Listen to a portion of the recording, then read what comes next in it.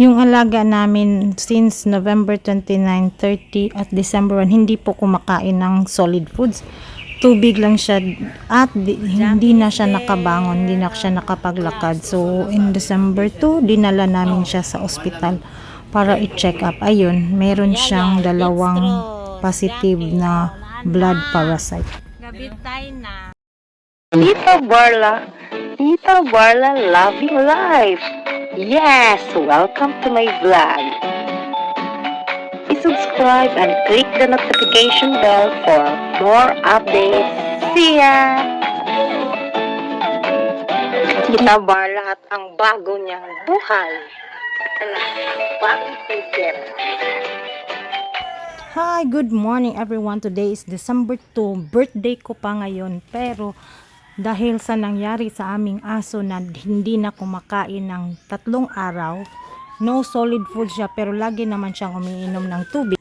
Dati kasi pag hindi siya kumakain ngayon na araw na to, tubig lang. Tapos kinabukasan, kakain na, syempre gutom. Pero nangyari noong 3 araw, hindi talaga siya kumakain. Tubig lang. Hindi ko lang din napansin na kahapon, December 1, kung hindi na ba siya makatayo. Kasi nga, umalis kami, nagsimba kami. Diba may previous vlog pa ako, nandun ako sa kumakain pa. Ayan. Pag balik namin pagkagabi, mga 6 na yun, nagtaka na lang ako ba bakit hindi siya nagsalubong sa amin.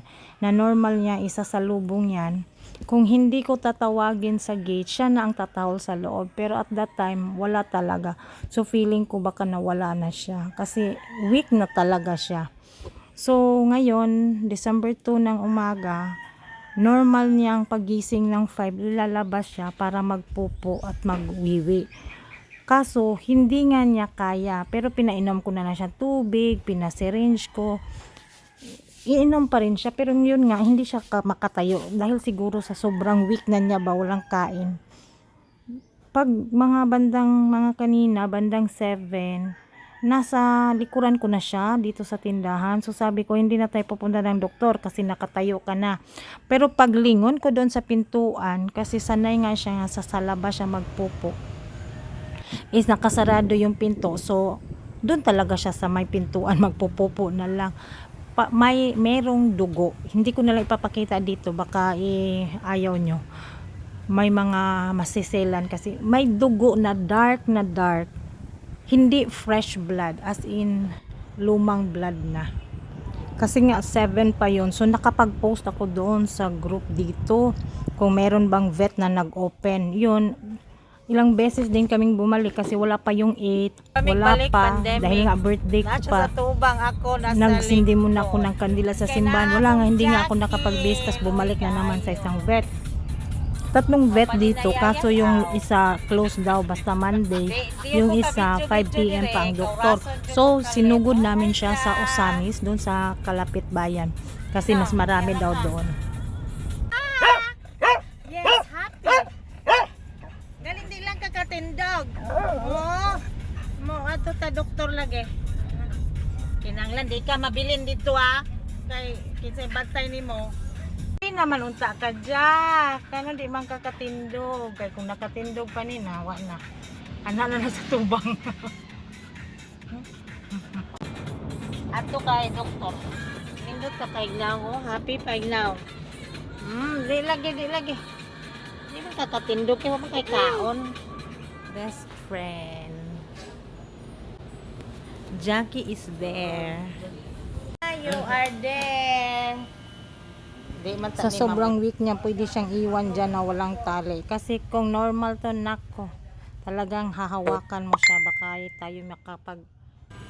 Ning sulay manggugog tawag sa gabi kay abi ko bag na ita. Kita nga ubos na dyan platelet, pero maskin pila katong mga mingaging bulan pa or pwede na to siya nga infected na siya to. Oh. Pero ayan na lang nga mao nang maluya kay ubos na yung platelet or yung laboratory di na normal. So dira na dahil Makatindog pa na siya, Dok. Yes, ma'am, pero pwede og makuha siya sa at basta kay matambalan siya, kay makita atong kay progress ako posible gyapon. Siguro basin pwede tungod sa iyang infection mo nang inana siya, luya na siya, dili na siya nag-bleeding na iyang internal mo tong na apektuhan gyud iyang pagtindog. Dextrosol lang sa yung patient ninyo. Oh. Amuan lang dahil kung Ang daming explanation ng doktor, parang oo lang ako ng oo at that time, di ko naintindihan. Ito yung resulta ng lab niya, tatlong sakit sana yung makikita, pero ang sa kanya dalawa ang positive blood parasite. Ngayon nagdesisyon lang ako na ipa-dextrose lang siya at yung gamot tinuturukan siya ng 3 injection plus isa nandun sa dextrose, kasi ayaw ko din naman na maiwan siya doon. At isa pa, imbis na gagaling yung aso, baka malungkot, ilalong matsugi. Kaya yon, umuwi kaming naka-dextrose na siya. Yayay, dextrose, Jackie, nana. Gabitay na. Wala din akong tulog kasi nakabantay ako sa dextrose, baka Rot na ba maipit niya. kung munin niyo. Wala. Itangtang ang dextrose. Unsaon na lang ka. Adto patagbalik, doktor. Nakapag CR. Kinabukasan, pinabalik kami sa doktor para sa 2 injection. Ay abay, nakatayo na bigla at dumiretsyong lumabas. Ayan, natanggal ang dextrose. Pagdating namin doon, hindi ko na siya ma-videoan kasi nga is, ayan, malikot na. Dara ka lingkod. So sabi ng doktor Dara is, ka lingkod. pwede Dito na lang daw nataka hindi kay- ibalik yung dextrose, basta oobserbahan siya kung kakain na ba. Sa awa ng Diyos, after nito, kumain naman siya ng madami. So ayan, ito talaga yung normal niya. Kung magdadrive, gusto niyang andyan din sa harapan. Yun ang problema ko dati, puro ako kalmot niya. So yan lang munang i-share ko sa inyo. Thank you for watching, everyone. This is Tita Barla and see you on my next vlog. Uy, pagpuyo ha, balik ta karong dextrose ron. Mo na yung gusto. Tanawak, ambak ko na pod. Medyo ka, mahilo na ay. Ay, thank you Lord. Thank you Jackie. Wala yun siya reklamo.